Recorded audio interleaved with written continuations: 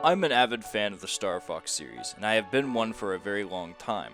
When I had originally made my video about remembering Star Fox 64, I came across a small game developer known as Michael K. Taylor, who developed the game Negative World, and is currently developing a game called The Stars Are Destination, a game that has similar gameplay to Star Fox 64, Star Fox 2, and maybe a hint of role-playing. Since then, he has released a vertical slice of the game, and I had thought that it would be very interesting to show him what I thought of it.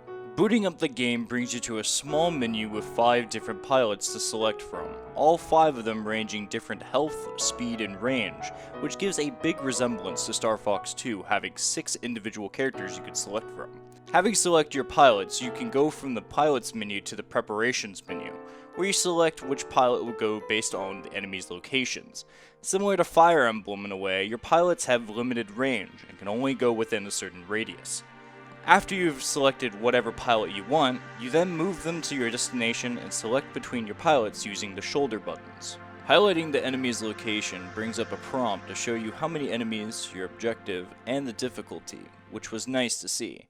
I'm sure this will be a bit more polished than it is now, but it is very player friendly to let them know what target is more difficult and leaving it up to them. After you have moved all of your pilots to the designated sections, another prompt is open to select which pilot you want to control first, which then fades into the control scheme, showing you the controls of how you fly, do a barrel roll, shoot, brake, boost, etc, etc. Afterwards, once you're comfortable with the controls, it's time to jump into the game and see how it plays. At first glance, it feels very geometrical, a lot of cylinders, squares, and mountain regions. The first thing I noticed when I did a barrel roll, the spacecraft would get stuck or tilted at an angle. It was odd to say the least, but if you did it again, it would fix itself just fine, so no problem there. You could fly and move around just like you could in all range mode in Star Fox 64, which was pretty neat. Unfortunately, I was a bit disappointed with the AI, as they seemed to immediately run into you or miss quite a bit if they end up shooting at you. Disappointed that upon defeating the enemy there was no results screen and it just immediately faded to black and the next map. Messing around in this 3D space, something that bothered me was that I could nosedive into the ground and go through the floating 3D squares without taking a hit, but if I hit the cylinders or mountain regions, it would register a hit. Very specific and odd hitboxes, or those hurt boxes for those other regions were just not programmed in just yet.